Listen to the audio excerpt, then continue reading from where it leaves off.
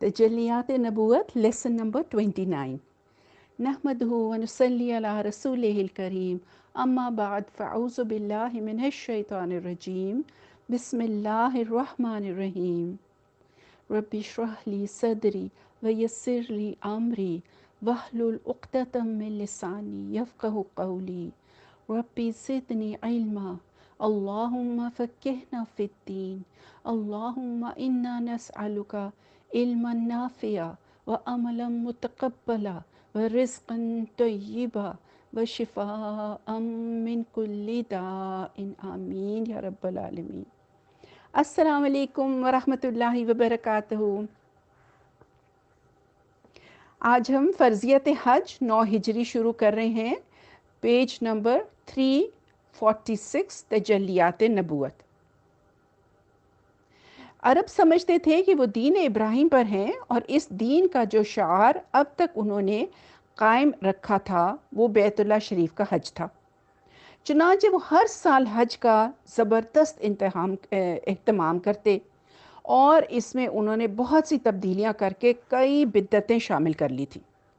जब रसूल अल्लाह सल्लल्लाहु अलैहि वसल्लम ने 8 हिजरी में मक्का फ़तह किया और हज़रत अत्ताब बिन असीद रज़ी अल्लाह ताला अन्हु को इसका अमीर मुकर्रर किया, तो इस साल उन्हीं की अमारत में मुसलमान और मुशरिकीन सब ने हज किया, जैसा कि वो ज़मानाए जाहिलियत से हज करते आ रहे थे। कोई चीज़ तब्दील नहीं की। लेकिन अगले साल सन 9 हिजरी का हज आया तो रसूल अल्लाह सल्लल्लाहु अलैहि वसल्लम ने हज़रत अबू बकर सिद्दीक़ को हज का अमीर बनाकर भेजा कि वही लोगों को हज कराएं। वो ज़िक़ादा 9 हिजरी के अवाखिर में 300 अहले मदीना के साथ रवाना हुए। इनके साथ कुर्बानी के लिए रसूल अल्लाह सल्लल्लाहु अलैहि वसल्लम के 20, 20 और अपने 5 ऊँट थे। हजूर ने अपने कितने ऊँट भेजे थे? 20। क्या वो लोग बहुत अमीर थे? देखें, कुर्बानी अल्लाह के कुर्ब का बेहतरीन ज़रिया है। ये ख़ास अल्लाह के लिए नजराना होता है ना। इन्ना सलाती व नुसुकी, नुसुकी कहते हैं कुर्बानी को। तो जिस तरह बदनी इबादत में नमाज अफजल तरीन इबादत है ना मेरी बहनों, इसी तरह माली सदक़ात में जान का सदका करना अफजल तरीन सदका है। अच्छा, इसके बाद सूरह बरात यानी सूरह तौबा की इब्तदाई आयात नाजिल हुई, जिनमें इन तमाम मुशरिकीन से अहद तोड़ने का हुक्म था जिन्होंने अपने अहद की पासदारी नहीं की थी। याद है ना आपको कि बनु बकर ने बनु खज़ा पर हमला किया था और कुरैश ने इनकी मदद की थी। हालांकि उनका माहिदा था कि वो ऐसे नहीं करेंगे, है ना। और इनको और इन लोगों को जिनका सिरे से कोई अहद ही नहीं था, 4 महीने की मोहलत दी गई कि इस दौरान में जिस तरह चाहें ज़मीन में घूम फिर लें, ताकि इन्हें मालूम हो जाए कि वो अल्लाह को बेबस नहीं कर सकते और ये कि अल्लाह काफिरों को रुस्वा करके रहेगा। अलबत्ता जो मुशरिकीन अपने अहद पर कायम थे, उन्होंने इसे तोड़ा नहीं था और मुसलमानों के ख़िलाफ़ किसी की मदद नहीं की थी। उनका अहद पूरा करने का हुक्म दिया गया।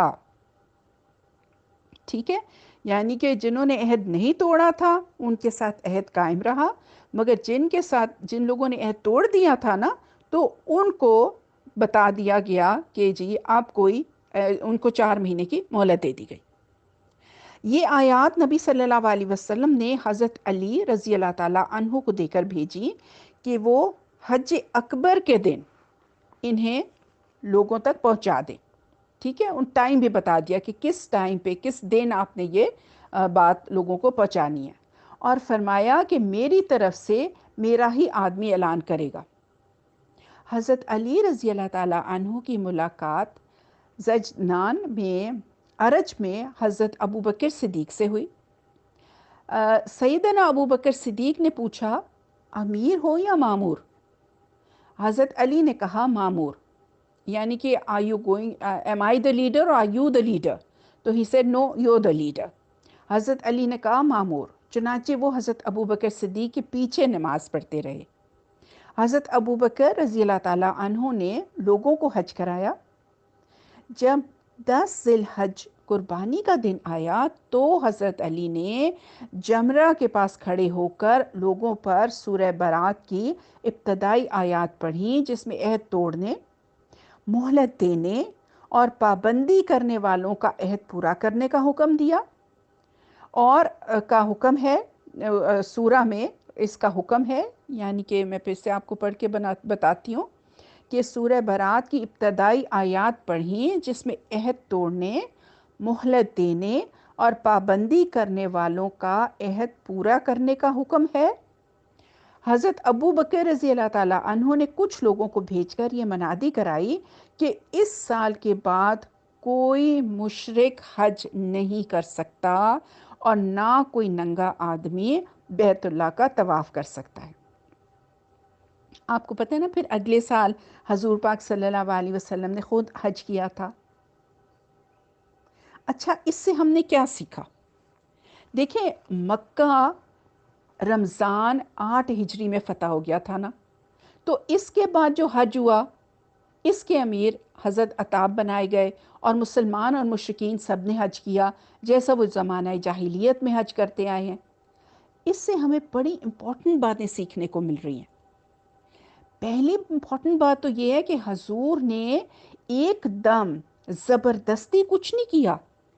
یہ نہیں کہا کہ بس اب ہم جیت گئے ہیں، اب ہم نے مکہ فتح کر لیا ہے، اب تم لوگ کچھ نہیں کر سکتے ہو، اب تمہیں صرف اسلام کو فالو کرنا ہے جیسے میں بتاتا ہوں۔ نہیں، انہوں نے سوچنے کا موقع دیا، اوپن چوائس دی، اور اس دوران قبیلے جوک در جوک اسلام لائے۔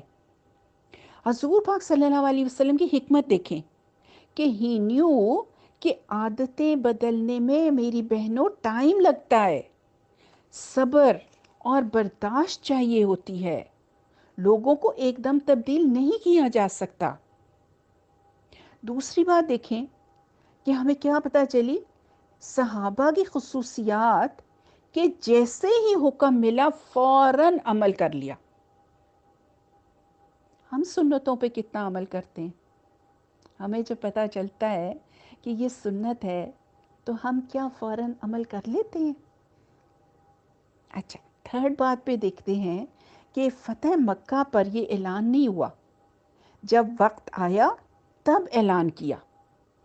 ہم لوگ بے صبرے ہو جاتے ہیں کہ بس فوراً ہو جائے، مگر ہر چیز کا ایک وقت ہوتا ہے۔ حضور پاک صلی اللہ علیہ وسلم نے ایمان سے بات شروع کی، پھر عمل، اور پھر اس کی امپلیمنٹیشن کا حکم دیا، اور ان دا مین ٹائم اور کام ہوتے جا رہے ہیں۔ پوری سیرہ سے دیکھیں ہم نے کیا سیکھا کہ کام کسی صورت نہیں رکنا، وفود آ جا رہے ہیں، غزوات ہو رہی ہیں، تبلیغ ہو رہی ہے، قرآنی احکام نازل ہو رہے ہیں، صحابہ کی تربیت ہو رہی ہے۔ یہ سب چیزیں ہم نے سیکھنی ہیں کہ کہیں کسی کا موڈ آف نہیں ہو رہا، کہیں بے صبری کا عالم نہیں ہے، اور دین میں تو آپ کو پتہ ہے کہ زبردستی ہے ہی نہیں۔ اب ہم دیکھتے ہیں وفود، مبلغین اور دیگر اعمال۔ قریش اور نبی صلی اللہ علیہ وسلم نے میں جو کشاکش برپا تھی، عرب اس کے نتیجے کا انتظار کر رہے تھے، یعنی کہ وہ ویٹ کر رہے تھے نا کہ دیکھتے کون جیتتا ہے۔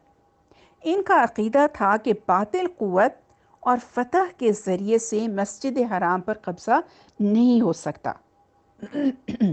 اصحاب فیل کا واقعہ زیادہ دور کی بات نہیں تھی، کتنی وہ فوج لے کر آیا تھا، ہے نا۔ لہٰذا جب اللہ تعالیٰ نے رسول اللہ صلی اللہ علیہ وسلم کو مسجد حرام میں داخلے کا شرف بخشا اور کفار مکہ پر غلبہ عطا فرما دیا، تو آپ کے رسول برحق ہونے میں انہیں کوئی شبہ باقی نہ رہا۔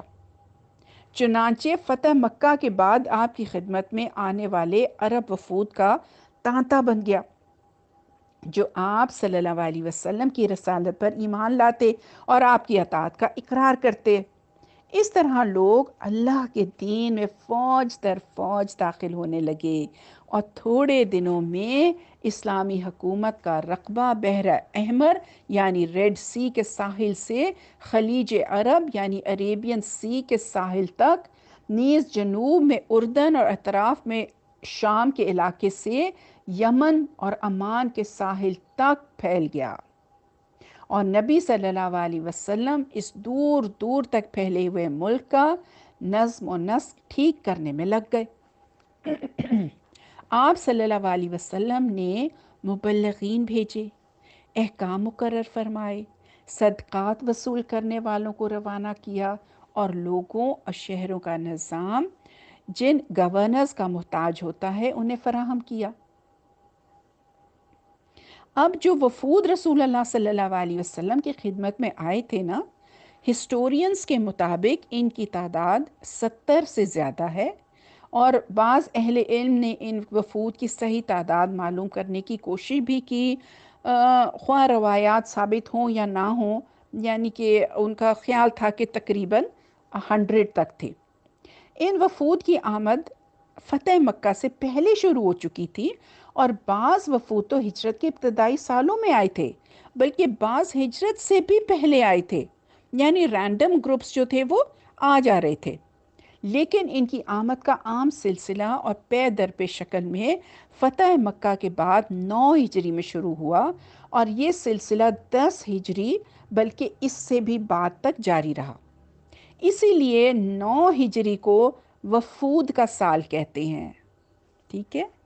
تو یہ وفود زیادہ تر قبائل کے سردار پر مشتمل ہوتے تھے، اور بسا اوقات آدمی تنہا یا چھوٹی سی جماعت کے ہمراہ بھی آتا تھا، جیسے سمجھے کہ اسٹیٹ وزٹس ہوتی ہیں۔ پھر ان وفود کے آنے کا مقصد ہر وفد کے اعتبار سے الگ الگ ہوتا تھا۔ کوئی قیدی اور گرفتاروں کو چھڑانے کے لیے آتا تھا، جیسے وفد ہوازن اور وفد تمیم کے ذکر میں گزرا، تو کوئی فقط اپنے لیے یا اپنی اور قوم دونوں کے لیے امان کا طالب بن کے آیا، کوئی فخر اور مباحات یا مناظرے اور مجادلے لے کر آیا، کوئی یہ گزارش کرنے آیا کہ اسلامی لشکر واپس چلا جائے تاکہ اس کی قوم پر حملہ نہ ہو، کسی نے آ کر اطاعت اور جزیہ ادا کرنے کا اقرار کیا، کسی نے آ کر اسلام میں اپنی رغبت ظاہر کی اور اپنی قوم سے بھی اسی توقع کا اظہار کیا، کوئی مسلمان فرما بردار اور اپنی قوم کا نمائندہ بن کر آیا، اور کسی نے اسلامی تعلیمات اور احکام جاننے کی رغبت ظاہر کی۔ ادھر رسول اللہ صلی اللہ علیہ وسلم کو اللہ تعالیٰ نے جس بشاشت اور کریمانہ اخلاق والا بنا کر پیدا فرمایا تھا، اس کے مطابق آپ ان وفود کا استقبال فرماتے تھے۔ اب سنتیں سیکھ لیجئے میری بہنوں۔ کیا کرتے تھے حضور پاک صلی اللہ علیہ وسلم ان وفود کے ساتھ؟ تو انہیں خوشگن تحائف سے نوازتے تھے، یعنی جب وہ جا رہے ہوتے تھے ان کو گفٹس بھی دیا کرتے تھے، اسلام کی ترغیب دیتے تھے، زبردستی دیکھے نہیں کرتے، صرف ترغیب دیتے تھے، اور ایمان اور شریعت کی باتیں سکھاتے تھے، اور حضور پاک ان کو ہی سکھاتے تھے جو سیکھنا چاہتے تھے، اور اپنے بعد آنے والوں کو سکھائیں، یعنی کہ ان کے شریعت کی باتیں سکھاتے تھے کہ وہ اپنے بعد آنے والوں کو سکھائیں۔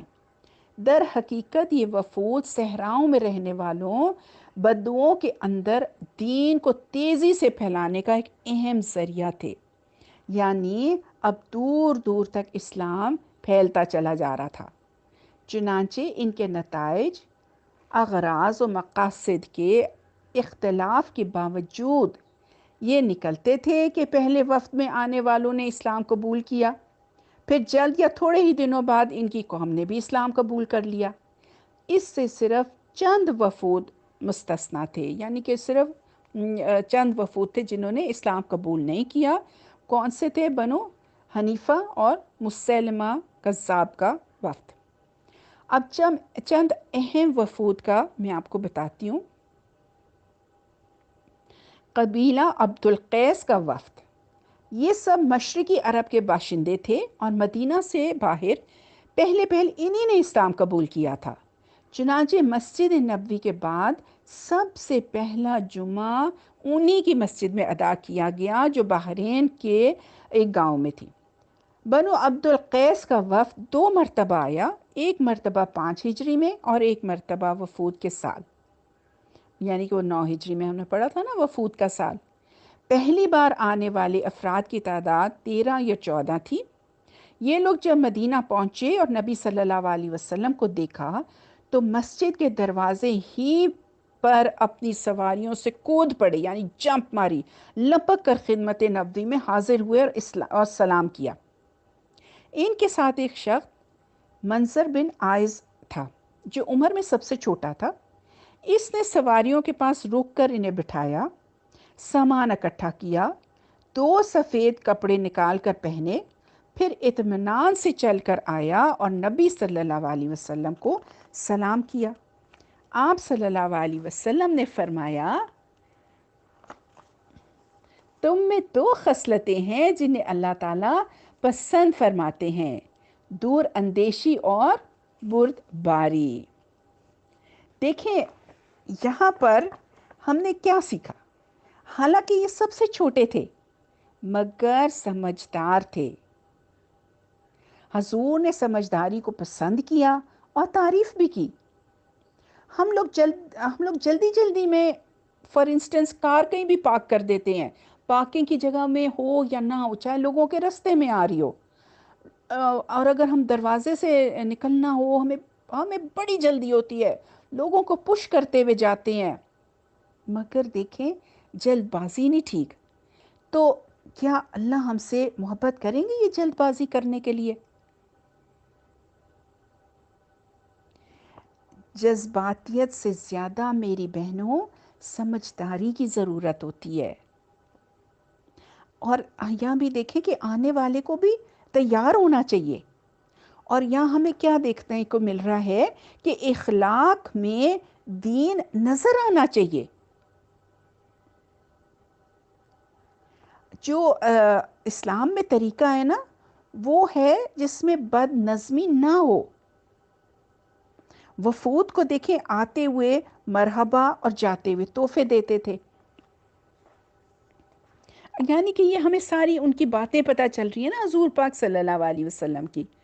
अच्छा, नबी सल्लल्लाहु अलैहि वसल्लम ने इनके मदीना पहुंचने से पहले फरमाया, तुम पर एक काफिला नमूदार होगा जो अहले मशरिक में सबसे बेहतर है, जिसे इस्लाम पर मजबूर नहीं किया गया।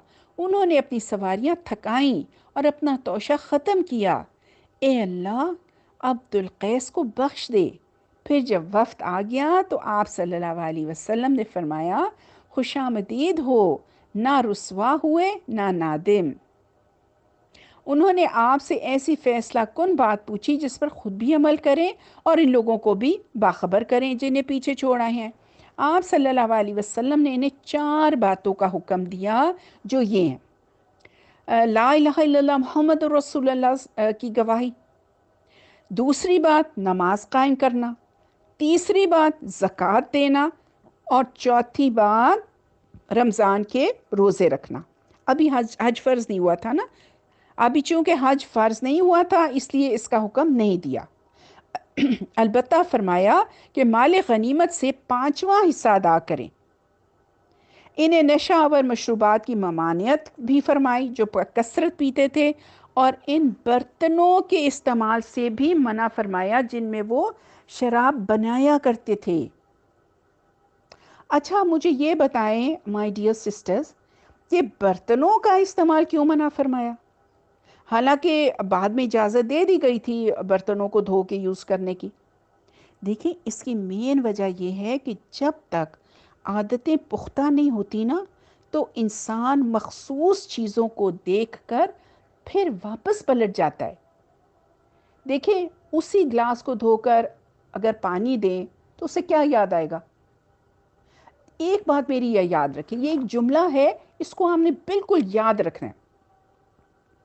आदतों की तब्दीली के लिए जगह की तब्दीली, रूटीन की तब्दीली, माहौल की तब्दीली बहुत ज़रूरी होती है। ठीक है, चेंज करेंगे, चेंज इज़ वेरी इंपॉर्टेंट। اب دیکھتے ہیں دوسری بات، وفد عبد القیس جو آیا تو ان کے 40 آدمی آئے جو یہاں آ کر مسلمان ہو گئے اور ان کا اسلام اچھا رہا۔ سعد بن بکر کے رئیس زمان بن سالبہ کی آمد، یہ بادیہ یعنی جنگل کے رہنے والے تھے، اکھڑ مزاج تھے، 2 چوٹیاں رکھے ہوئے تھے۔ مدینہ پہنچے، مسجد نبوی میں اپنی اونٹھی باندھی اور پھر کہا، تم میں ابن عبد المطلب کون ہے؟ یعنی نبی صلی اللہ علیہ وسلم کی طرف اشارہ تھا۔ انہوں نے بتایا تو آپ صلی اللہ علیہ وسلم کے قریب آئے اور کہا، اے محمد، میں آپ سے پوچھوں گا اور پوچھنے میں آپ سے سختی کروں گا، مجھ پر جی میں خفا نہ ہونا۔ یعنی کہ ظاہر میں تو خفا نہیں ہوئیں گے تو دل میں بھی آپ خفا نہ ہونا۔ تو آپ صلی اللہ علیہ وسلم نے فرمایا، جو چاہو سو پوچھو۔ انہوں نے کہا، ہمارے پاس آپ کا قاصد آیا، اس نے بتایا کہ آپ کہتے ہیں کہ آپ اللہ کے رسول ہیں۔ آپ صلی اللہ علیہ وسلم نے فرمایا، صدقہ، اس نے سچ کہا۔ انہوں نے پوچھا، اچھا تو آسمان کس نے پیدا کیے؟ آپ صلی اللہ علیہ وسلم نے فرمایا، اللہ نے۔ انہوں نے کہا، اچھا تو زمین کس نے پیدا کی؟ آپ صلی اللہ علیہ وسلم نے فرمایا، اللہ نے۔ انہوں نے کہا، اچھا یہ پہاڑ کس نے نصب کیے اور اس میں جو کچھ بنایا کس نے بنایا؟ آپ صلی اللہ علیہ وسلم نے فرمایا، اللہ نے۔ انہوں نے کہا، تو اس ذات کی قسم جس نے آسمان پیدا کیے، زمین پیدا کی اور ان پہاڑوں کا نصب کیا، کیا اللہ نے آپ کو رسول بنایا ہے؟ آپ صلی اللہ علیہ وسلم نے فرمایا، نعم، ہاں۔ انہوں نے کہا، آپ کا قاصد یہ بھی کہتا ہے کہ ہم پر دن رات میں 5 نمازیں فرض ہیں۔ آپ صلی اللہ علیہ وسلم نے فرمایا، صدقہ، اس نے سچ کہا۔ انہوں نے کہا، تو اس ذات کی قسم جس نے آپ کو رسول بنایا، کیا اللہ نے آپ کو اس کا حکم دیا ہے؟ آپ صلی اللہ علیہ وسلم نے فرمایا، نعم، ہاں۔ انہوں نے کہا، آپ کے قاصد کا یہ بھی کہنا ہے کہ ہم پر ہمارے اموال پر زکوٰۃ دینا فرض ہے۔ اب کنفرم کر رہے تھے نا وہ جو قاصد کہہ رہا تھا۔ آپ صلی اللہ علیہ وسلم نے فرمایا، صدقہ، اس نے سچ کہا۔ انہوں نے کہا، تو اس ذات کی قسم جس نے آپ کو رسول بنایا، کیا اللہ نے آپ کو اس کا حکم دیا ہے؟ آپ صلی اللہ علیہ وسلم نے فرمایا، نعم، ہاں۔ انہوں نے کہا، آپ کے قاصد کا یہ بھی کہنا ہے کہ ہم پر سال میں رمضان کے مہینے کے روزے فرض ہیں۔ آپ نے فرمایا، صدقہ، اس نے سچ کہا۔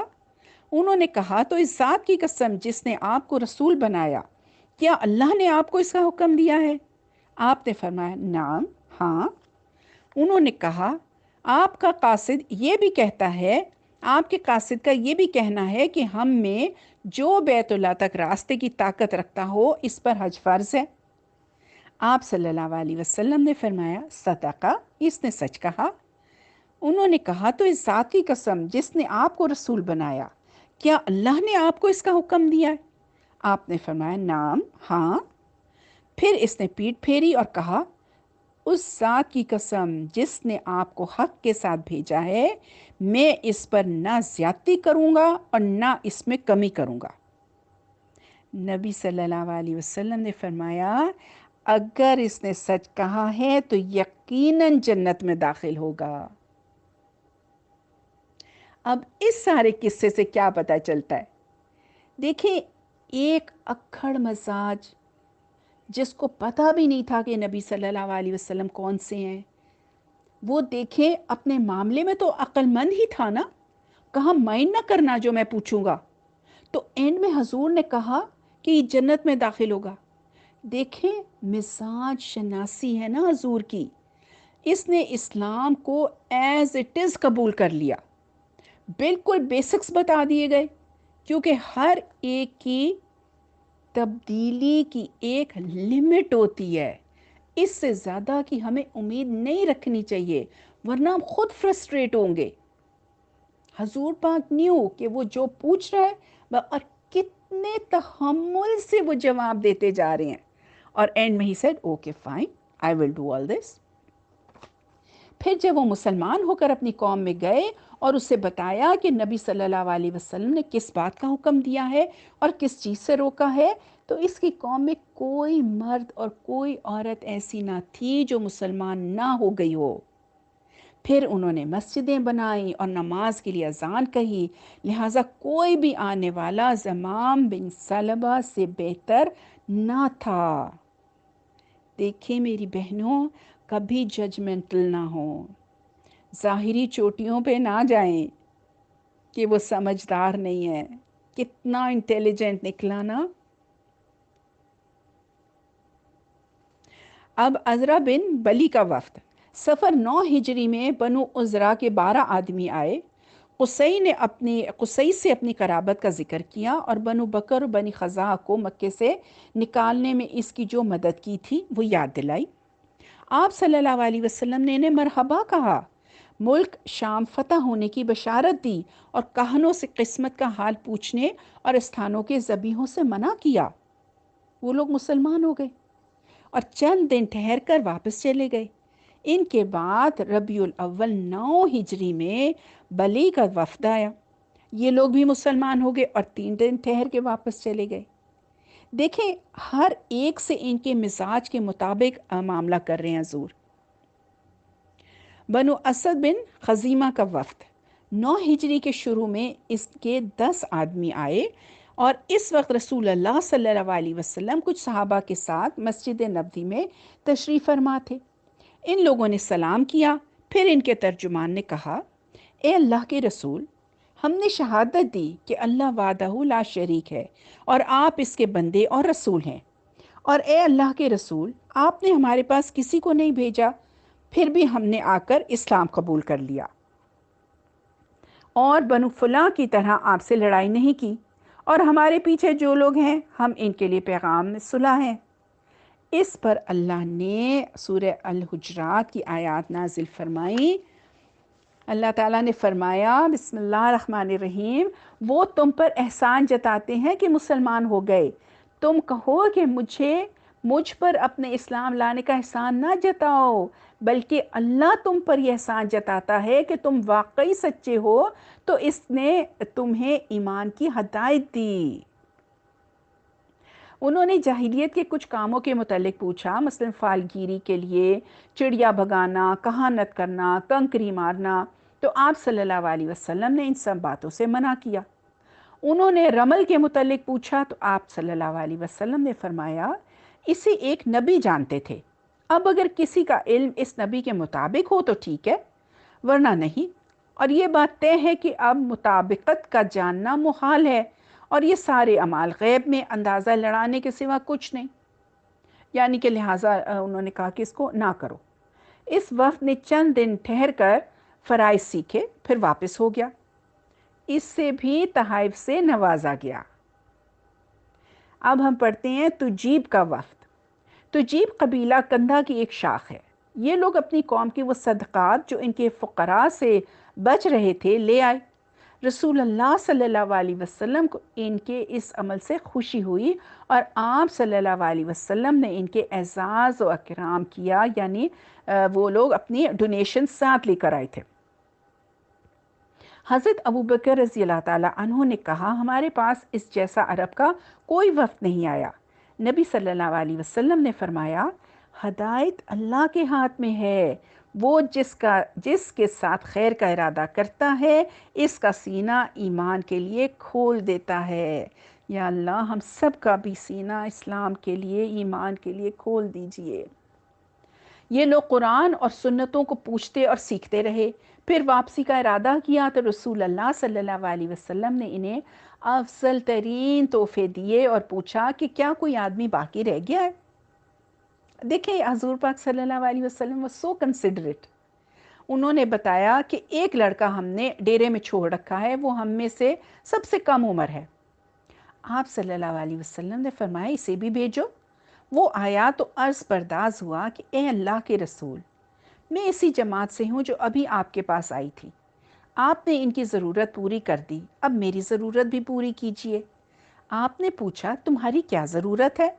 اس نے کہا، آپ اللہ سے دعا کریں کہ وہ مجھے بخش دے، مجھ پر رحم کرے اور میرے دل کو غنی کر دے۔ کتنی عقل مندی کی دعا کرائی اس نے. یہ دعائیں میری بہنوں ہمیں بھی یاد کرنی ہیں.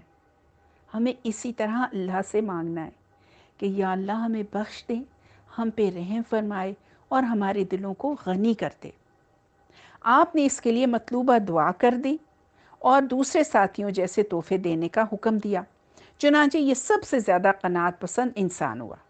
زمانہ ارتد میں نہ صرف اسلام پر ثابت قدم رہا بلکہ اپنی قوم کو بھی واعظ و نصیحت کی، چنانچہ وہ بھی اسلام پر جمی رہی. اچھا، اب ہم پڑھتے ہیں بنی فزارہ کا وفد. یہ وفد نبی صلی اللہ علیہ وسلم کی تبوک سے واپسی کے بعد آیا. 20 سے کچھ زیادہ آدمی تھے، اسلام کے اقراری اور قحط کے مارے ہوئے. نبی صلی اللہ علیہ وسلم نے ان سے علاقے کا حال پوچھا تو قحط سالی کی شکایت کی اور عرض کی اللہ سے دعا کر دیں کہ ہم پر بارش برسائے اور آپ ہمارے لیے اپنے رب سے سفارش کر دیں اور آپ کا رب ہمارے لیے آپ سے سفارش کر دے. آپ صلی اللہ علیہ وسلم نے فرمایا سبحان اللہ، تم پر افسوس، یہ کیا کہہ رہے ہو؟ میں تو اپنے رب سے سفارش کروں گا، لیکن ایسا کون ہے جس سے ہمارا رب سفارش کرے؟ اس کے سوا کوئی معبود نہیں، وہ اعلیٰ و عظیم ہے، اس کی کرسی آسمانوں اور زمین کو گھیرے ہوئے ہے اور وہ اس کی عظمت و جلال سے اس طرح چرچراتی ہے جیسے نیا کجاوا چرچراتا ہے. جیسے فار انسٹنس کوئی نیا دروازہ ہو نا، نیو ڈور ہو تو وہ چرچراتا ہے نا، وہ اس جیسی. اس کے بعد آپ صلی اللہ علیہ وسلم نے ممبر پر چڑھ کر اللہ سے دعا کی اور اللہ نے انہیں بھرپور بارش اور رحمت کامل سے نوازا. دیکھیں یہاں پہ بھی ہم دیکھ رہے ہیں کہ حضور پاک صلی اللہ علیہ وسلم نے ان کو نہ ڈانٹا، نہ ناراض ہوئے کہ یہ تم نے کیا بات کہہ دی ہے، بلکہ انہیں سمجھایا اور پھر دعا بھی کی. اب ہم پڑھتے ہیں نجران کے وفد کا. نجران یمن کی حدود پر ایک بڑا علاقہ ہے جس کی لمبائی تیز رفتار سوار ایک دن میں طے کر سکتا ہے. یہ 73 یعنی 73 بستیوں پر مشتمل تھا اور اس میں 1,20,000 جنگی جوان تھے جو سب کے سب عیسائی تھے. ٹھیک ہے، they were Christians. اللہ تعالیٰ رسول اللہ صلی اللہ علیہ وسلم نے ان کو اسلام کی دعوت دی. وہ خط پڑھ کر گھبرا گئے. پہلے حواس پھر عوام سے مشورہ کیا.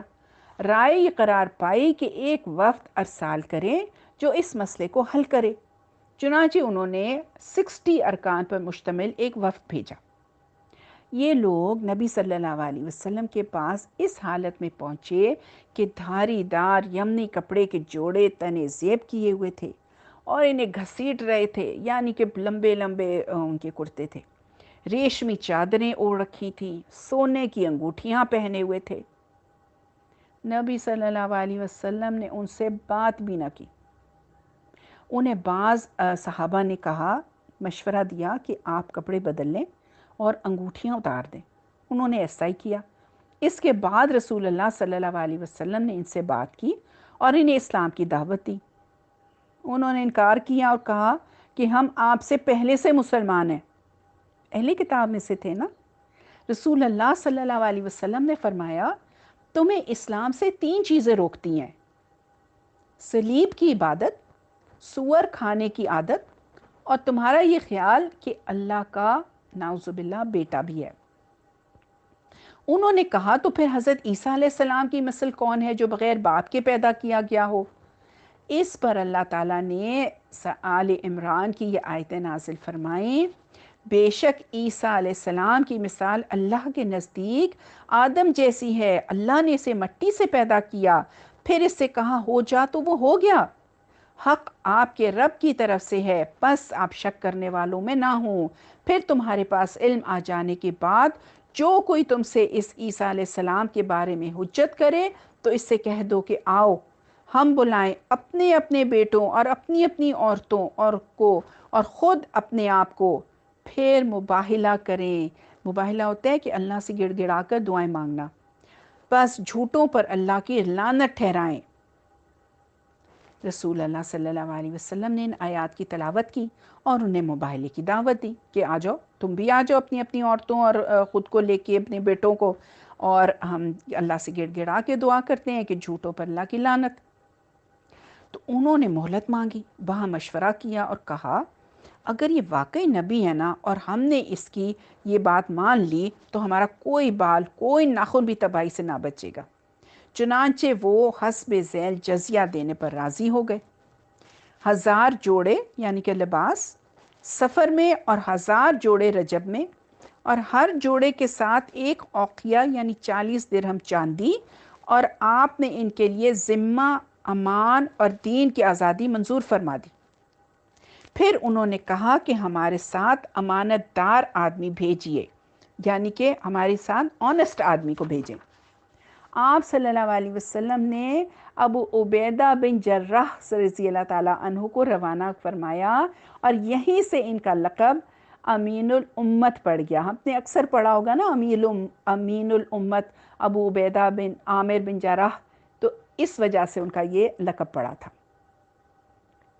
نجران واپسی کے دوران میں وفد کے 2 آدمی مسلمان ہو گئے، پھر ان میں اسلام پھیلتا گیا یہاں تک کہ سب کے سب مسلمان ہو گئے۔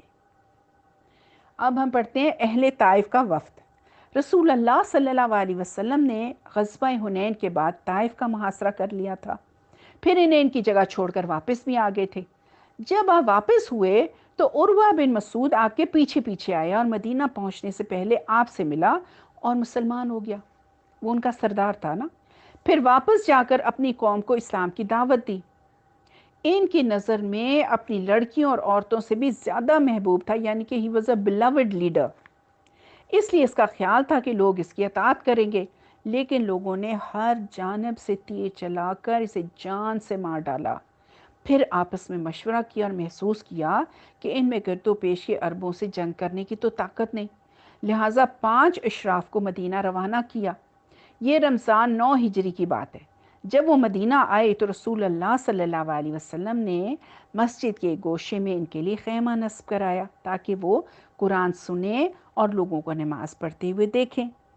دیکھیں کتنی طریقے سے نا ان کو مسجد میں ٹھہروا دیا۔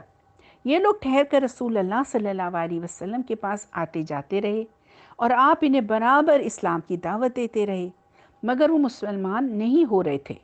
انہوں نے آپ صلی اللہ علیہ وسلم سے گزارش کی کہ آپ انہیں زنا کاری، شراب نوشی، سود خوری کی اجازت دے دیں، اور یہ کہ وہ لات کو نہیں ڈھائیں گے، ان سے نمازیں معاف رکھیں اور ان کے ہاتھوں ان کے بت نہ توڑوائیں گے۔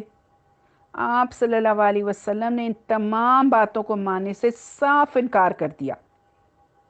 بالآخر انہوں نے آپ صلی اللہ علیہ وسلم کی بات مان لی اور مسلمان ہو گئے، البتہ یہ شرط لگائی کہ لات کو ڈھانے کا انتظام آپ خود فرمائیں۔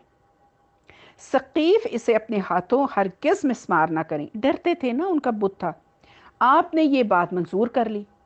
حضرت عثمان بن ابو العاص رضی اللہ تعالیٰ عنہ اس وفد کے سب سے کم عمر ممبر تھے، لہٰذا یہ لوگ انہیں ڈیرے ہی پہ چھوڑ جایا کرتے تھے، مگر یہ لوگ جب آتے تو وہ نبی صلی اللہ علیہ وسلم کی خدمت میں جا کر قرآن پڑھتے، اور اگر آپ کو سویا ہوا دیکھتے تو حضرت ابو بکر رضی اللہ تعالیٰ عنہ سے پڑھتے، یہاں تک کہ بہت سا قرآن انہوں نے یاد کر لیا مگر اپنے ساتھیوں سے چھپائے رکھا۔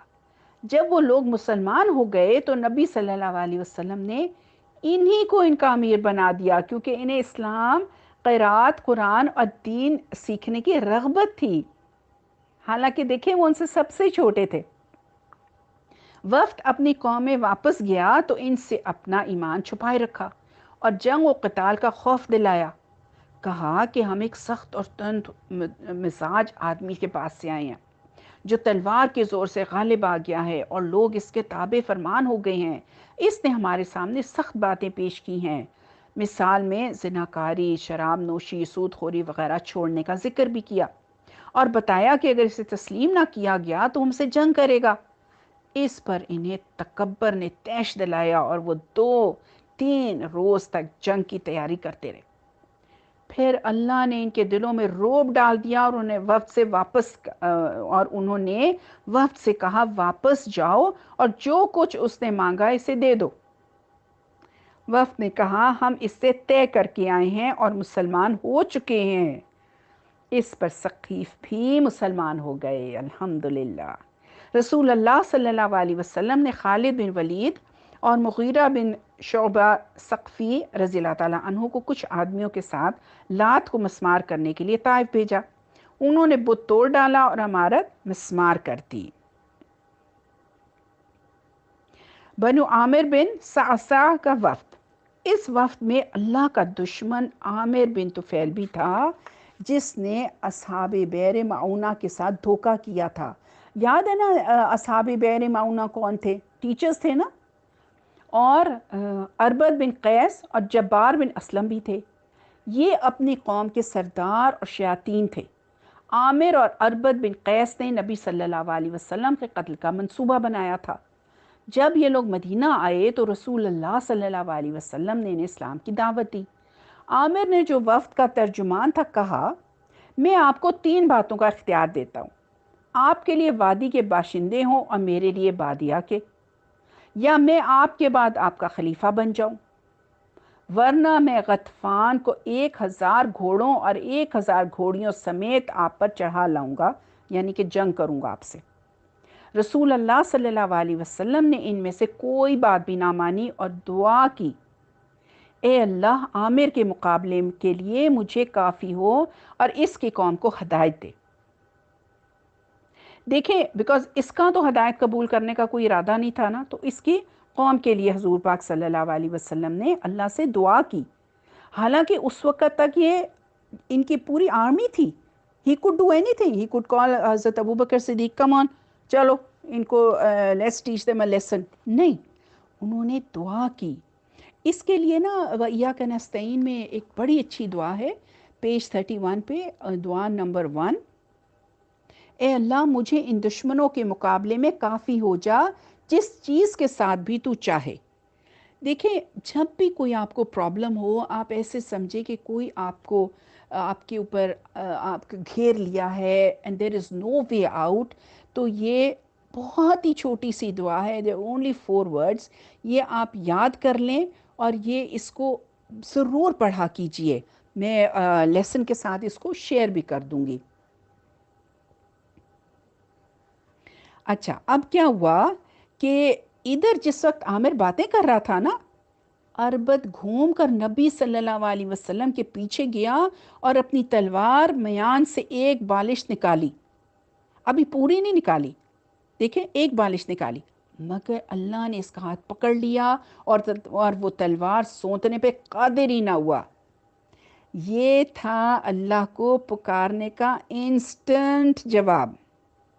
اس لیے میری بہنوں ہر مصیبت میں اللہ ہی کو پکاریں۔ جب یہ لوگ واپس ہوئے تو راستے میں عامر اپنی قوم بنو سلول کی ایک عورت کے پاس اترا اور اسی کے گھر میں سو گیا۔ اسی دوران اللہ نے اس پہ طاعون بھیجا اور اس کے حلق میں گلٹی نکل آئی، لمپ آ گیا۔ اس نے کہا اونٹ کی گلٹی جیسی گلٹی اور ایک سلولی عورت کے گھر میں موت، میرے پاس میرا گھوڑا لاؤ۔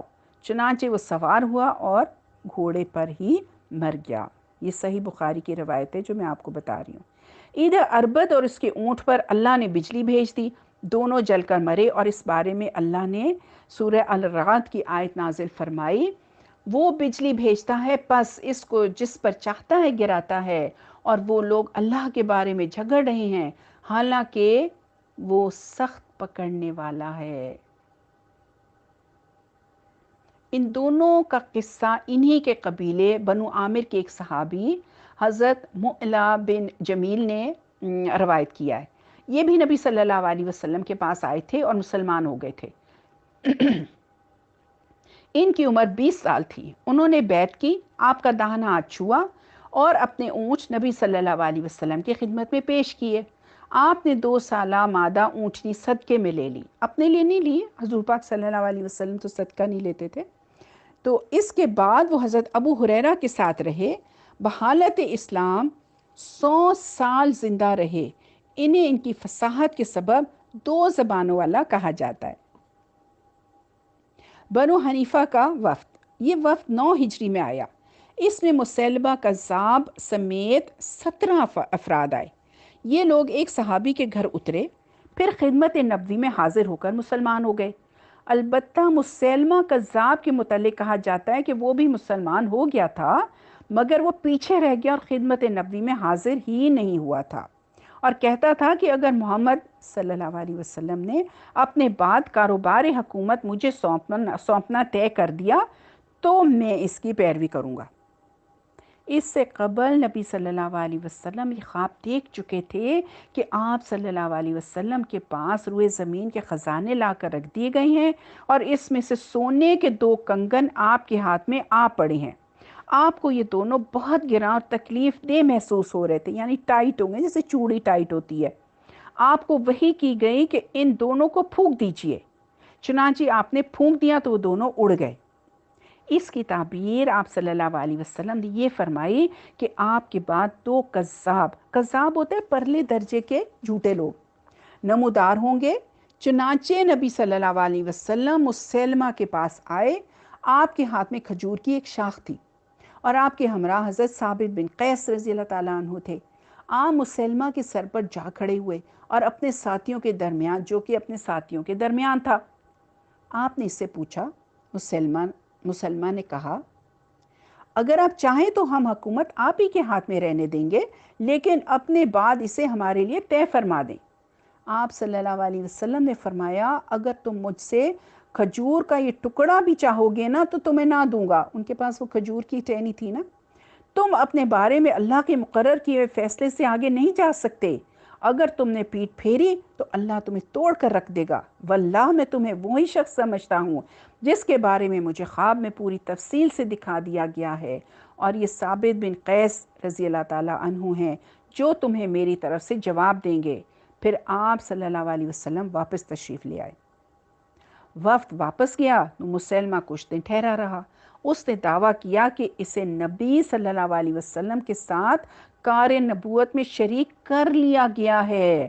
چنانچہ اس نے نبوت کا دعویٰ کیا اور پوئٹری لکھنے لگا اور اپنی قوم کے لیے شراب، زنا کو حلال کر دیا۔ قوم بھی فتنے میں پڑ گئی اور اس کا معاملہ سنگین ہو گیا۔ ابھی یہ صورتحال جاری تھی کہ رسول اللہ صلی اللہ علیہ وسلم انتقال فرما گئے۔ اس کی قوم مزید فتنے میں مبتلا ہو گئی۔ آخر کار حضرت ابو بکر صدیق نے حضرت خالد بن ولید کی قیادت میں لشکر بھیجے۔ ان میں اور مسلمانوں میں سخت لڑائیاں ہوئی۔ مسلمہ اور اس کا بیشتر لشکر مارا گیا۔ اس کا قاتل وحشی بن حرب رضی اللہ تعالیٰ عنہ تھے، جس نے حضرت حمزہ کو شہید کیا تھا، ریممبر، اور آپ صلی اللہ علیہ وسلم نے پھر وحشی کو معاف کر دیا تھا نا فتح مکہ کے دن۔ دیکھیں اس نے کتنا اچھا بدلا دیا۔ دوسرا کذاب جو نبی صلی اللہ علیہ وسلم کو دکھلایا گیا تھا وہ اسود انسی تھا۔ اس کا ذکر ابھی آگے میں آپ کو بتاؤں گی۔ شاہان حمیر کے قاصدی آمد۔ تبوک سے نبی صلی اللہ علیہ وسلم کی واپسی کے بعد مالک بن مرہ رہاوی نے آپ صلی اللہ علیہ وسلم کی خدمت میں حاضر ہوا۔ اس کے پاس شاہان حمیر، نعیم بن عبد کلال اور نعمان سربراہان کے خطوط تھے۔ یہ لوگ مسلمان ہو چکے تھے اور اسی اطلاع کے ساتھ اس کو بھیجا۔ نبی صلی اللہ علیہ وسلم نے انہیں جوابی خط لکھا جس میں ان کے حقوق اور ان کی ذمہ داریاں بیان فرمائیں اور معاہدین کو ذمہ عطا فرمایا۔ پھر ان کے پاس حضرت معاذ بن جبل کو کچھ صحابہ کے ساتھ بھیجا۔ صدقہ اور ساحل کے لیے حضرت ابو موسیٰ اشعری رضی اللہ تعالیٰ عنہ کو بھیجا، اور دونوں کو دیکھیں کیا انسٹرکشنز کیا دی۔ یہ اتنی بیوٹیفل انسٹرکشنز ہیں۔ تم دونوں آسانی کرنا، سختی نہ کرنا، خوشخبری دینا، نفرت نہ دلانا، اور مل کر رہنا، اختلاف نہ کرنا۔ علاقہ یمن کی طرف ہی دونوں گئے تھے، اور ان چیزوں پہ اگر ہماری قوم، ہماری امت، ہماری مسلمان اس پہ کر لینا، ٹوٹلی اس پہ ہم یہ بات مان لیں کہ آسانیاں لوگوں کے لیے دیں، سختیاں نہ کریں، لوگوں کو خوشخبریاں دیں، نفرتیں نہ پھیلائیں، اور مل کر رہیں، ہم اختلاف نہ کریں، تو مسلمان ایک کتنی سخت جو ہے وہ قوم بن سکتی ہے۔ حضرت معاذ نبی صلی اللہ علیہ وسلم کی وفات تک یمن ہی میں رہے۔ البتہ حضرت ابو موسیٰ رضی اللہ تعالیٰ عنہ حجۃ الوداع میں آپ صلی اللہ علیہ وسلم کے پاس تشریف لائے۔ ہمدان کا وفد۔ ہمدان یمن کا ایک مشہور قبیلہ ہے۔ اس کا وفد 9 ہجری میں تبوک سے نبی صلی اللہ علیہ وسلم کی واپسی کے بعد حاضر خدمت ہوا۔ اس میں مالک بن نمط رضی اللہ تعالیٰ عنہ تھے جو بہترین شاعر تھے۔ انہوں نے کہا، میں نے منا کا چکر لگانے والیوں، اقردد کی بلندی سے قافلوں کے ساتھ پلٹنے والیوں کے رب کی قسم کھائی کہ اللہ کے رسول صلی اللہ علیہ وسلم ہم میں سچے مانے گئے۔ یہ وہ ہدایت یافتہ رسول ہیں جو عرش والے کے پاس سے آئے ہیں۔ کسی اونٹنے نے اپنی کجاوے پر کوئی ایسا انسان سوار نہیں کیا جو اپنے دشمن پر محمد صلی اللہ علیہ وسلم سے زیادہ کڑا ہو۔ رسول اللہ صلی اللہ علیہ وسلم نے ان کے لیے ایک تحریر لکھی اور جو کچھ انہوں نے مانگا تھا وہ انہیں دیا، اور جو لوگ اسلام لائے تھے ان پر مالک بن نمط رضی اللہ تعالیٰ عنہ کو امیر مقرر فرمایا۔ پھر باقی لوگوں کو اسلام کی دعوت دینے کے لیے حضرت خالد بن ولید رضی اللہ تعالیٰ عنہ کو روانہ فرمایا۔ انہوں نے 6 مہینے گزار دیے مگر وہ مسلمان نہ ہوئے۔ اس کے بعد حضرت علی کو بھیجا، حکم دیا کہ حضرت خالد کو واپس بھیج دیں۔ انہوں نے ایسا ہی کیا۔ پھر حضرت علی نے ان لوگوں کو رسول اللہ کا ایک خط پڑھ کر سنایا اور اسلام کی دعوت دی تو وہ سب مسلمان ہو گئے، اور حضرت علی نے رسول اللہ صلی اللہ علیہ وسلم کی اس کی بشارت لکھی تو آپ سجدہ ریز ہو گئے، پھر سر اٹھا کر فرمایا، ہمدان پر سلام، ہمدان پر سلام۔ بنو عبد المدان کا وفد۔ اس کے بعد رسول اللہ صلی اللہ علیہ وسلم نے ربیع الاخر 10 ہجری میں حضرت خالد بن ولید کو سرزمین یمن کے علاقے نجران میں بنو عبد المدان کے پاس روانہ کیا۔ انہیں 3 دن تک اسلام کی دعوت دیں اور اگر وہ نہ مانے تو لڑائی کریں۔ چنانچہ وہاں پہنچ کر حضرت خالد بن ولید نے سواروں کو ہر طرف اسلام کی دعوت دینے کے لیے بھیج دیا، جو کہتے تھے، لوگو اسلام لاؤ، سالم رہو گے۔ لوگ مسلمان ہو گئے۔ حضرت خالد نے ان کے درمیان ایسے لوگوں کو مقرر کیا جو ان اسلام کی تعلیم دیں، اور رسول اللہ صلی اللہ علیہ وسلم کو اس کی اطلاع بھیج دی۔ آپ صلی اللہ علیہ وسلم نے حضرت خالد کو پیغام دیا کہ ان کا ایک وفد لے کر آئیں۔ حضرت خالد نے ایسا ہی کیا۔ جب وہ لوگ آپ صلی اللہ علیہ وسلم کے پاس پہنچے تو آپ صلی اللہ علیہ وسلم نے دریافت کیا، جاہلیت میں جو تم سے لڑتا تھا اس پر تم لوگ کس وجہ سے غالب آ جاتے تھے، یعنی کہ کامیاب کیسے ہوتے تھے؟ تو انہوں نے جواب دیا کہ ہم یکجا ہوتے تھے، متفرق نہ ہوتے تھے اور کسی پر ظلم کا آغاز نہ کرتے تھے۔ آپ صلی اللہ علیہ وسلم نے فرمایا، تم لوگوں نے سچ کہا۔ آپ صلی اللہ علیہ وسلم نے حضرت قیس کو ان کا امیر مقرر کیا۔ وہ لوگ شوال کے آخر یا ذیقعدہ کے شروع میں اپنی قوم کے پاس واپس گئے، اور آپ صلی اللہ علیہ وسلم نے ان کے پاس حضرت عمر بن حزم کو بھیجا کہ انہیں دین سمجھائیں، سنت اور اسلام کی چیدہ چیدہ باتیں سکھائیں اور ان سے صدقات وصول کریں۔ آپ صلی اللہ علیہ وسلم نے ان کے متعلق انہیں ایک تحریر بھی دی جو بہت مشہور ہے۔ بنو مزہج کا اسلام۔ یہ بھی ایک یمینی قبیلہ تھا۔ رسول اللہ صلی اللہ علیہ وسلم نے ان کے پاس حضرت علی کو رمضان 10 ہجری میں اسلام کی دعوت دینے کے لیے بھیجا اور حکم دیا کہ جب تک وہ لڑائی نہ کریں لڑائی نہ کرنا۔ اور جب حضرت علی ان کے پاس پہنچے اور ان کی جمعیت کا سامنا ہوا تو انہیں اسلام کی دعوت دی، مگر انہوں نے انکار کر دیا اور مسلمانوں پر تیر چلائے۔ حضرت علی نے بھی اپنے ساتھیوں کی صف بندی کی اور ان سے لڑ کر انہیں شکست دی۔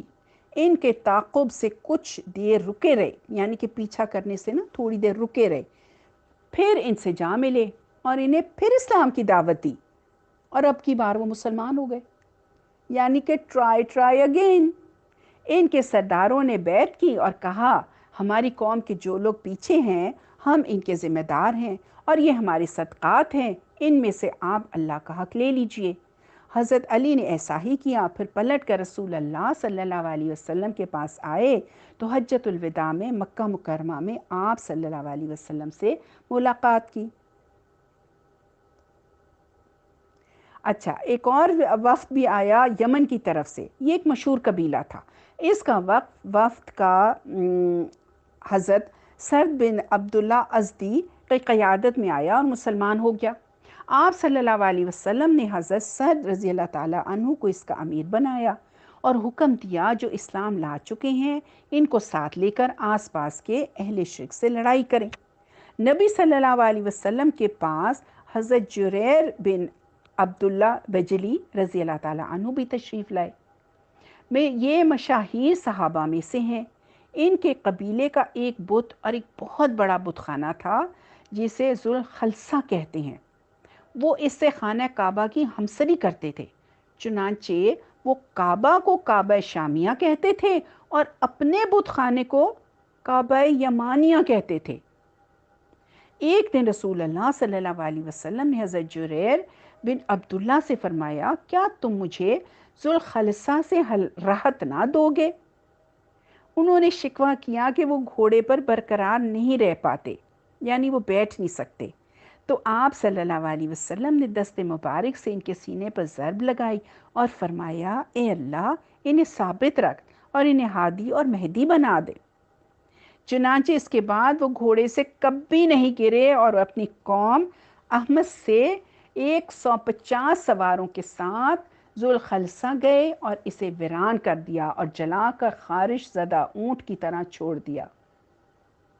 ابو ارطاح کو اس کی بشارت دے کر رسول اللہ صلی اللہ علیہ وسلم کے پاس بھیجا۔ آپ صلی اللہ علیہ وسلم نے احمس کے گھوڑوں اور لوگوں کے لیے 5 بار برکت کی دعا کی۔ اب ہم پڑھتے ہیں اسود انسی کا ظہور اور قتل۔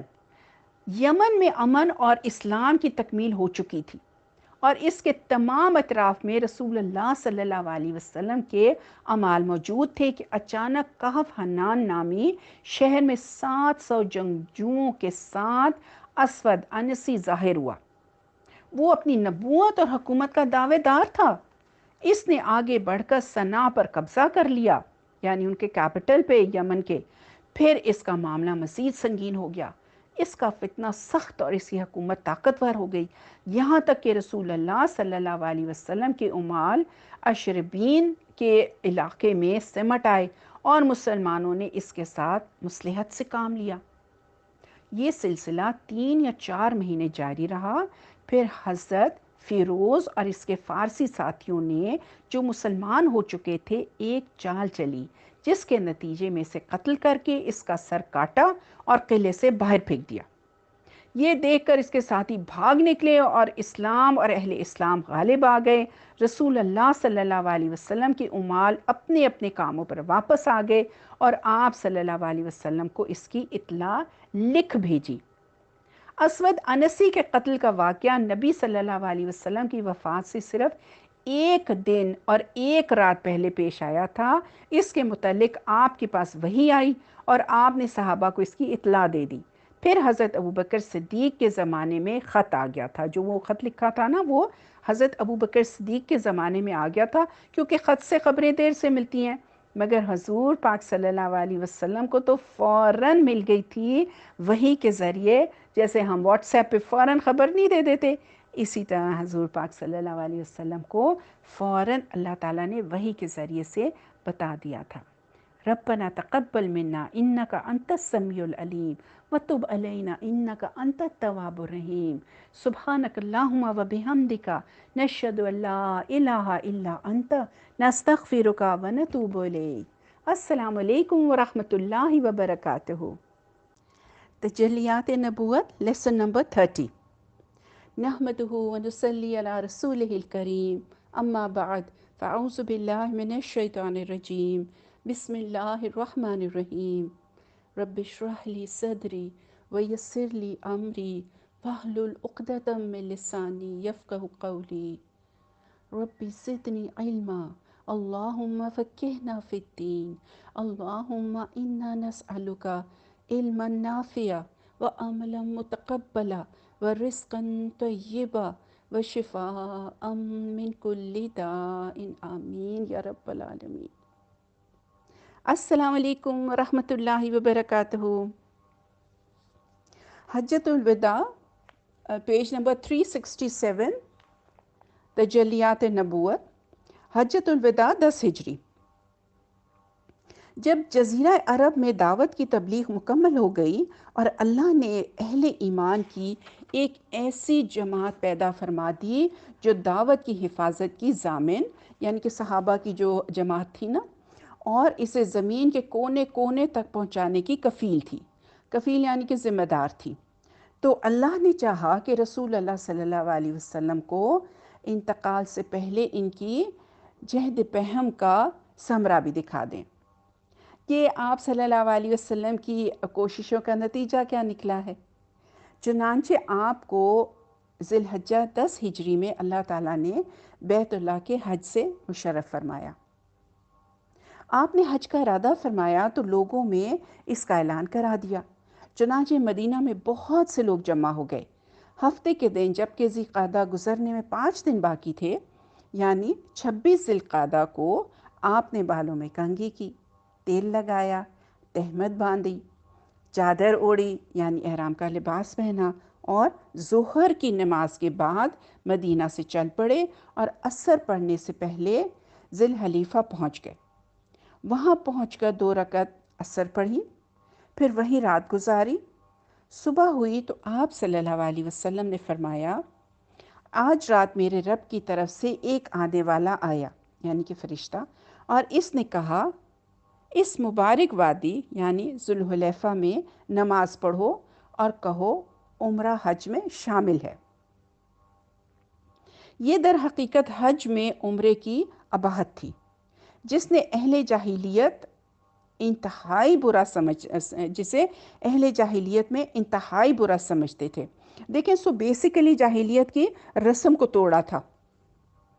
پھر رسول اللہ صلی اللہ علیہ وسلم نے ظہر سے پہلے غسل کیا، سر اور بدن میں خوشبو لگائی، جس میں مشک بھی تھا، پھر تہبند باندھا، چادر اوڑھی، پھر 2 رکعت ظہر کی نماز پڑھی اور مصلی ہی پر حج اور عمرے کا احرام باندھا اور دونوں میں قران کیا، یعنی کہ دونوں کی ایک ہی نیت کی۔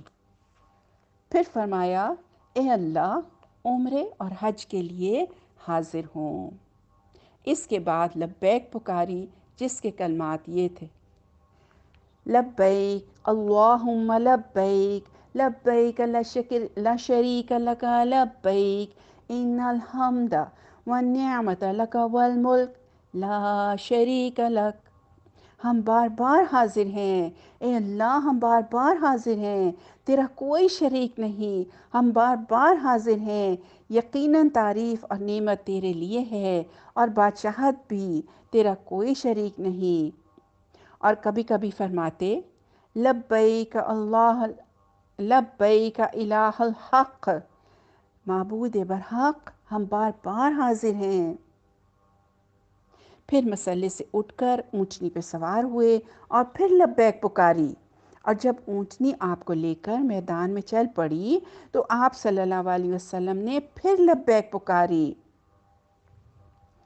نماز کے بعد ذی الحلیفہ ہی میں آپ نے ہدی یعنی کہ قربانی کے جانوروں کے کوہان چیرے اور انہیں قلادے پہنائے، یعنی علامت کے طور پر نا کہ یہ پتہ چل جائے کہ حج کے لیے جا رہے ہیں، وار کے لیے نہیں جا رہے ہیں۔ اس کے بعد آپ صلی اللہ علیہ وسلم نے اپنا سفر جاری رکھا۔ ہفتے بھر بعد مکہ کے قریب پہنچے تو ذی طوا میں رات گزاری اور وہیں فجر پڑھ کے غسل فرمایا، پھر مسجد حرام میں داخل ہوئے۔ یہ اتوار ذی الحجہ کی صبح تھی۔ آپ صلی اللہ علیہ وسلم نے بیت اللہ کا طواف کیا، صفا مروہ کی سعی کی، پھر بالائی مکہ میں ہجون کے قریب قیام فرمایا اور دوبارہ پلٹ کا طواف نہیں کیا، البتہ احرام برقرار رکھا، کیونکہ آپ صلی اللہ علیہ وسلم قارن تھے، یعنی حج اور عمرے کا احرام اکٹھا باندھا تھا۔ اس کی وجہ یہ تھی کہ آپ ہدی یعنی کہ قربانی کا جانور ساتھ لائے تھے، چنانچہ جو بھی اپنے ساتھ ہدی لایا تھا آپ صلی اللہ علیہ وسلم نے اسے حکم دیا کہ اپنا احرام برقرار رکھے۔ البتہ جو لوگ ہدی نہیں لائے تھے انہیں حکم دیا کہ طواف و سعی کے بعد سر منڈا لیں اور احرام کھول دیں اور اپنے اس عمل کو عمرہ قرار دے لیں، ہوا انہوں نے حج کی نیت سے احرام باندھا ہو یا عمرے کی نیت سے یا دونوں کی نیت سے۔ آپ صلی اللہ علیہ وسلم نے فرمایا اگر مجھے پہلے وہ بات معلوم ہو جاتی جو بعد میں معلوم ہوئی تو میں ہدی نہ لاتا اور اسے عمرہ قرار دیتا اور احرام کھول دیتا۔ چنانچہ جن لوگوں کے پاس ہدی نہیں تھی انہوں نے احرام کھول دیے۔ پھر آپ صلی اللہ علیہ وسلم 8 ذی الحجہ ترویہ کے دن منا تشریف لے گئے۔ جو لوگ احرام کھول چکے تھے وہ بھی حج کا احرام باندھ کر منا آ گئے۔ وہاں آپ صلی اللہ علیہ وسلم نے ظہر، عصر، مغرب، عشاء اور فجر کی نمازیں پڑھیں اور 4 رکعت والی نمازیں قصر کر کے 2 رکعت پڑھیں۔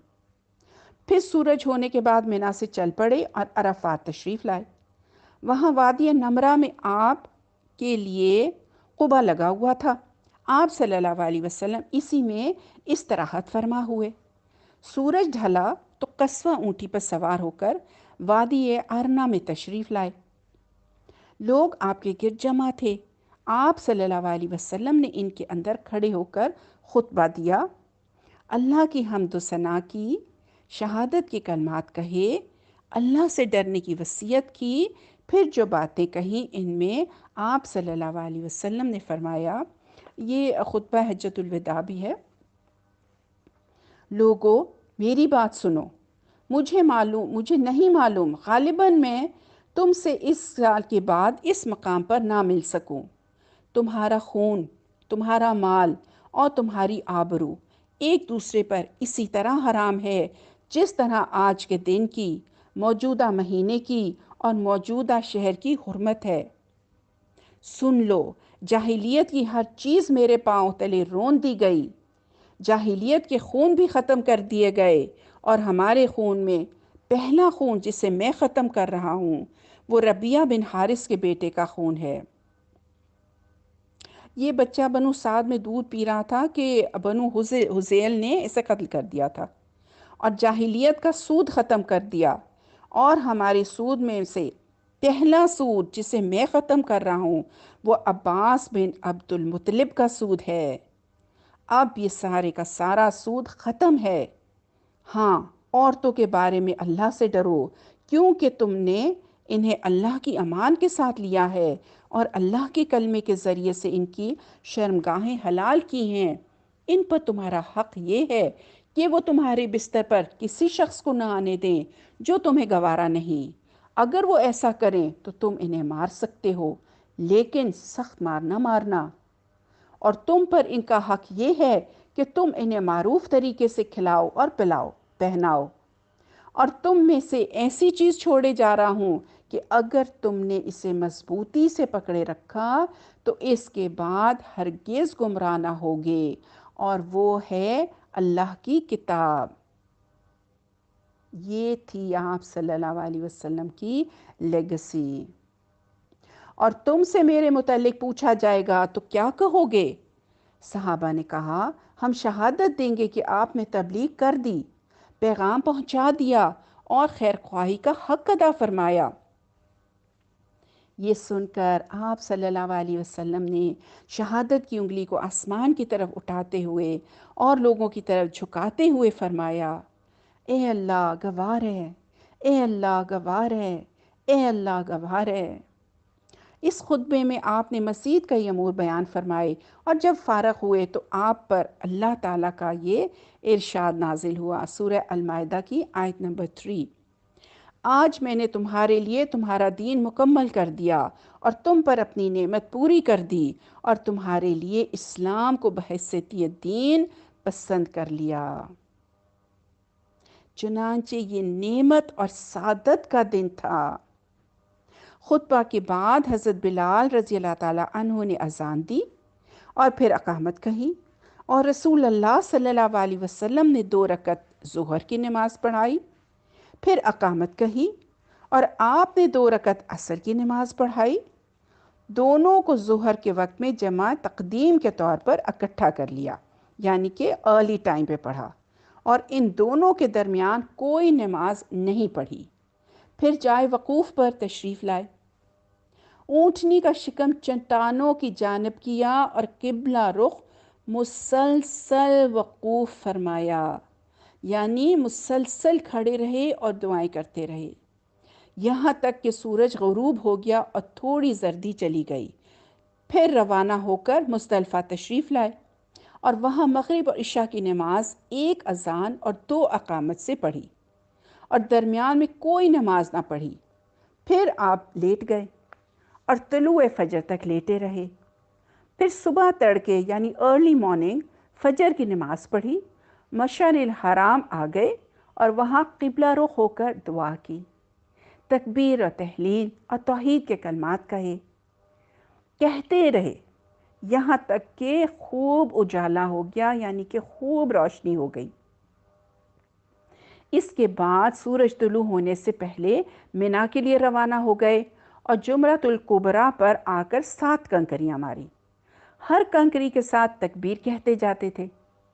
اس جمرہ کو کنکری مارنے تک آپ لبیک پکارتے رہے اور کنکری مارنے کے ساتھ ہی تلبیہ ختم کر دیا۔ نیز اس جمرے کے پاس کھڑے ٹھہر کر آپ یہ بھی فرماتے رہے، مجھ سے اپنے اعمال حج سیکھ لو، غالباً میں اس سال کے بعد حج نہ کر سکوں گا۔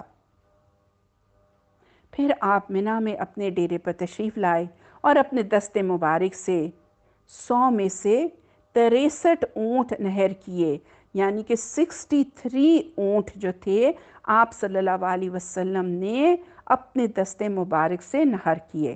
باقی 37 اونٹ حضرت علی رضی اللہ تعالیٰ عنہ نے نہر کیے۔ پھر آپ کے حکم سے ہر اونٹ کا ایک ایک ٹکڑا کاٹ کر ہانڈی میں ڈال دیا گیا، جسے آپ صلی اللہ علیہ وسلم نے اور لوگوں نے اس کا گوشت تناول کیا اور شوربہ پیا۔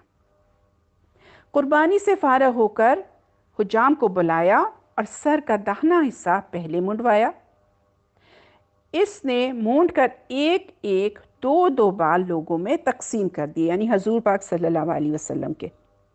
پھر بایاں حصہ مونڈ کر ابو طلحہ رضی اللہ تعالیٰ عنہ کو دے دیا۔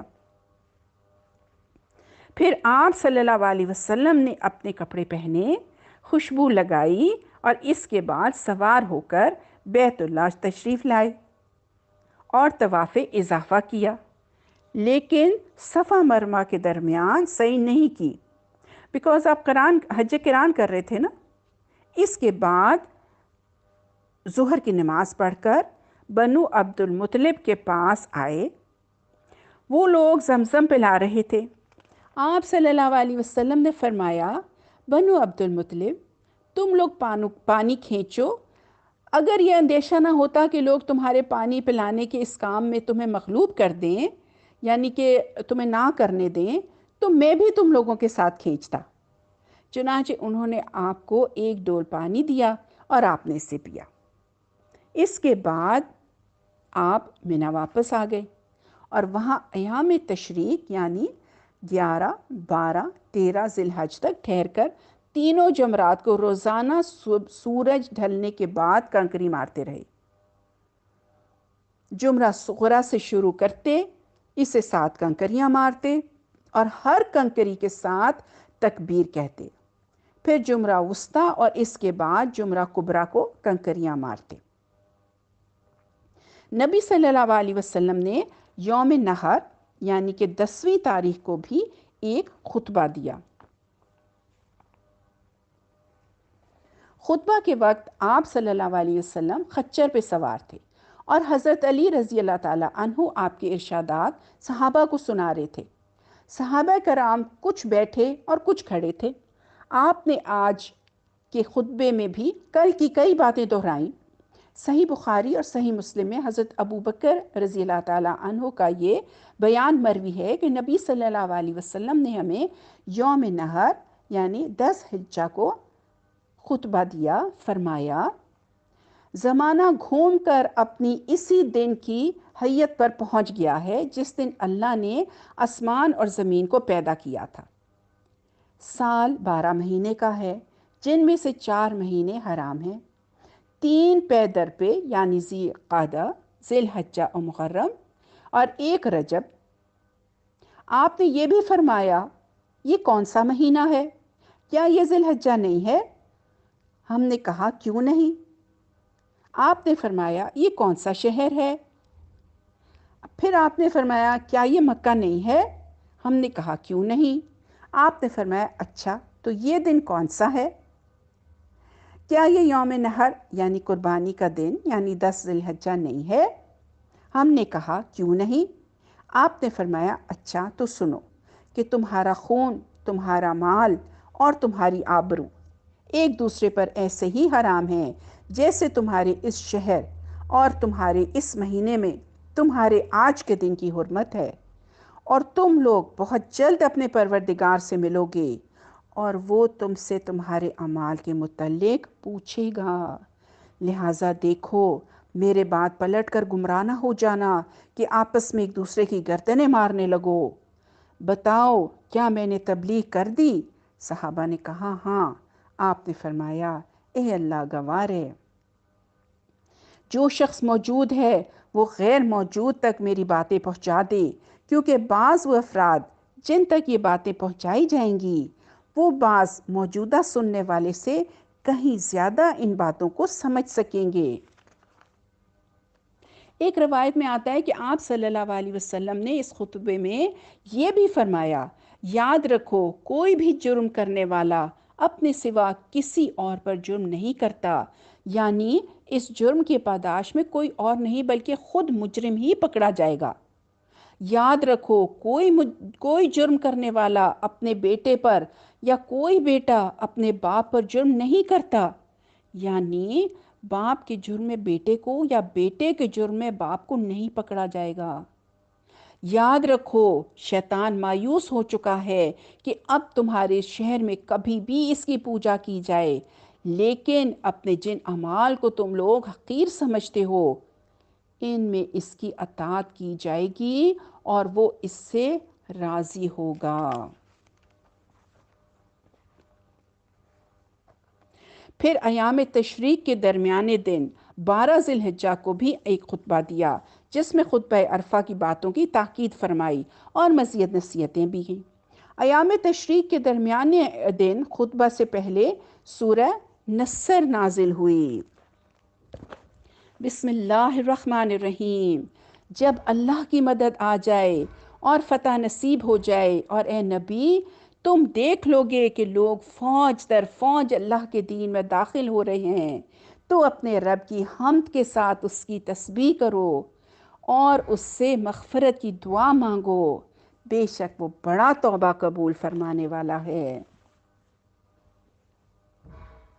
13 ذی الحجہ کو جو ایام تشریق کا تیسرا، حج سے واپسی کا دوسرا اور آخری دن ہے اور یہ منگل کا دن تھا، نبی صلی اللہ علیہ وسلم نے جمرات کو کنکریاں مار کر منا سے کوچ فرمایا اور ابتح میں اتر کر وہیں ظہر، عصر، مغرب اور عشاء کی نمازیں پڑھیں اور وہیں سے ام المومنین حضرت عائشہ کو ان کے بھائی حضرت عبد الرحمن بن ابو بکر رضی اللہ تعالیٰ عنہ کے ساتھ بھیجا کہ انہیں تنعیم سے عمرہ کرا لائیں۔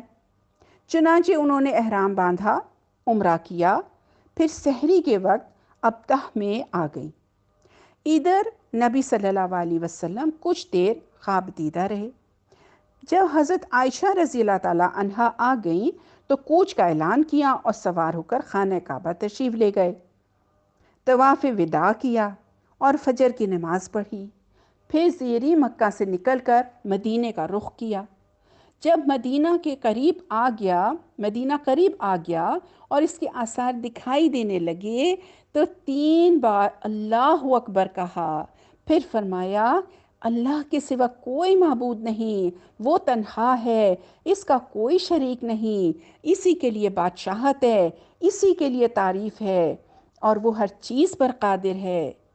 ہم پلٹنے والے، توبہ کرنے والے، عبادت گزار، سجدہ کرنے والے اور اپنے رب کی تعریف کرنے والے ہیں۔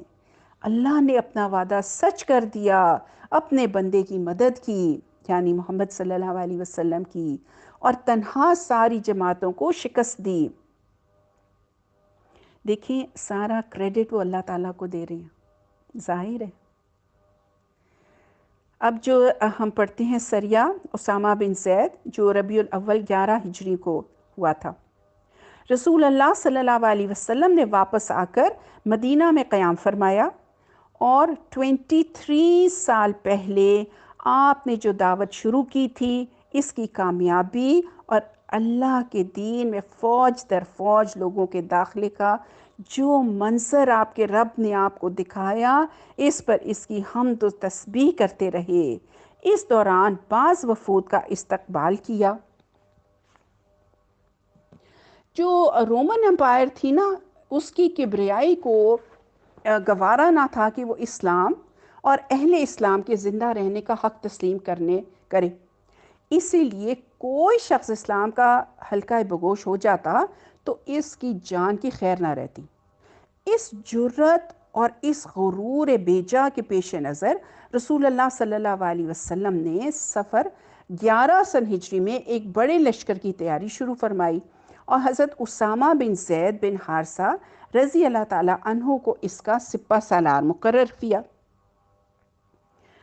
سپہ سالار مقرر فرماتے ہوئے حکم دیا کہ بلقاء کا علاقہ اور دار الروم کی فلسطینی سرزمین سواروں کے ذریعے روندا۔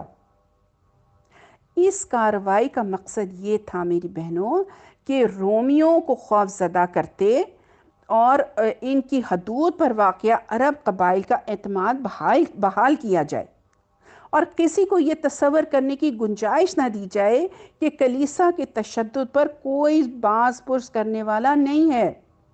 وہ بہت تنگ کیا کرتے تھے نا، بہت تشدد کرتے تھے، اور اسلام قبول کرنے کا مطلب صرف یہ ہے کہ اپنی موت کو دعوت دی جائے، یعنی he wanted to tell them that this is not it۔ صحابہ کرام حضرت اسامہ کے اردا گرد جمع ہوئے۔ پہلے تو اس موقع پر کچھ لوگوں نے سپہ سالار کی نوعمری کو نکتہ چینی کا نشانہ بنایا اور اس مہم کے اندر شمولیت میں تاخیر کی۔ اس پر رسول اللہ صلی اللہ علیہ وسلم نے فرمایا کہ اگر تم لوگ ان کی سپہ سالاری پر طعنہ زنی کرتے ہو تو ان سے پہلے ان کے والد کی سپہ سالاری پر طعنہ زنی کر چکے ہو، حالانکہ وہ خدا کی قسم سپہ سالاری کے اہل تھے اور میرے نزدیک محبوب ترین لوگوں میں سے تھے، اور یہ بھی ان کے بعد میرے نزدیک محبوب ترین لوگوں میں سے ہیں۔ یہ صحیح بخاری کی روایت ہے جو میں آپ کو بتا رہی ہوں۔ بہرحال صحابہ کرام حضرت اسامہ کے گرد جمع ہو گئے اور ان کے لشکر میں شامل ہو گئے، اور لشکر روانہ ہو کر مدینہ سے 3 میل دور مقام جرف میں خیمہ زن بھی ہو گیا۔ لیکن رسول اللہ صلی اللہ علیہ وسلم کی بیماری کے متعلق تشویشناک خبروں کے سبب آگے نہ بڑھ سکا، بلکہ اللہ کے فیصلے کے انتظار میں وہیں ٹھہرنے پر مجبور ہو گیا، اور اللہ کا فیصلہ یہ تھا کہ یہ لشکر حضرت ابوبکر صدیق رضی اللہ تعالیٰ عنہ کے دور خلافت کی پہلی فوجی مہم قرار پائے۔ ربنا تقبل منا انك انت السميع العليم وتب علينا انك انت التواب الرحيم سبحانك اللهم وبحمدك نشهد ان لا اله الا انت نستغفرك ونتوب اليك۔ السلام علیکم ورحمۃ اللہ وبرکاتہ۔